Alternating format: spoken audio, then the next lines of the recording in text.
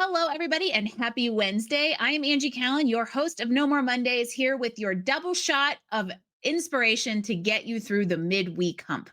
Today, we are talking to Stacey Brown Randall about a common myth that she is going to debunk.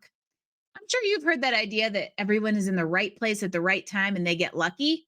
Well, she doesn't think so, and I tend to agree. Right place, right time isn't so much of a strategy because most of the time, our results come from being everywhere our people are and showing up consistently. So it wasn't unusual for me to be like, hey, I have this job that I don't love.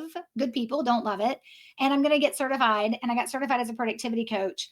And I really did spend some time being like, okay, when I go back out on my own, how am I not going to land in the business failure club again? Mhm. Nobody needs to be a two-time member. No.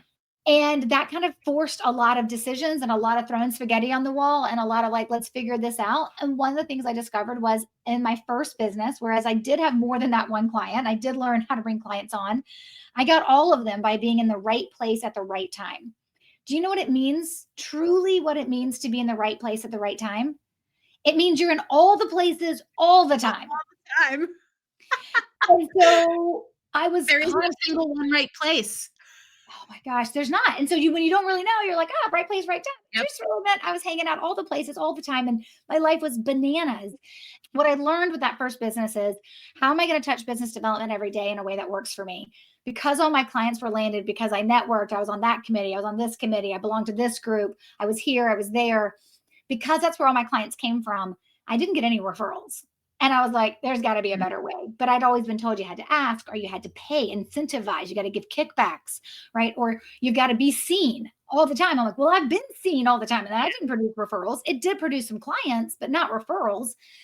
I just started throwing spaghetti on the wall. I was like, okay, here I am. I got started in my corporate job. I got certified as a productivity coach. When I left that corporate job about 15 months after starting, I did not last long. I do not make a great employee. Just I No need to entrepreneur that. will. Nope. Right. Mm-hmm.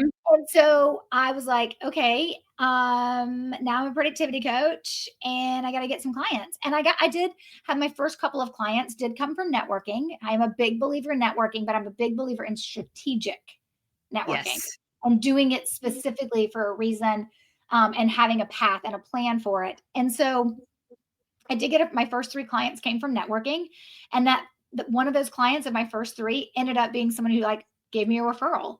And it was at that moment I was like, okay, that was lucky.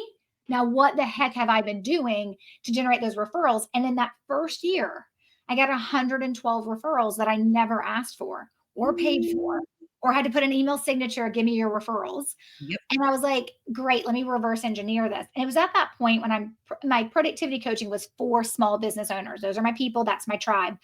And so I was like, all right, I want to like coach with them. I want to be in community with them because I was like, I could see a business. Now I can see a business failure coming from like a mile away. And so I was like, that's who I was getting referrals from. So those small business owners said, you're growing, you're increasing your rate. It's harder to get on your schedule. What are you doing? And I was like, I'm getting all these referrals and it's amazing. And they said, thanks for teaching me to tame my inbox, but I really want to learn your referral strategy. And then that put me on that, oh shit, I don't know. What am I doing?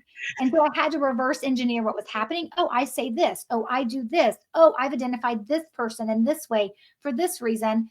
And then that now 12 years later has become an entire way of teaching referrals without Yes. asking or manipulation. That's 20 different strategies. No business owner needs them all.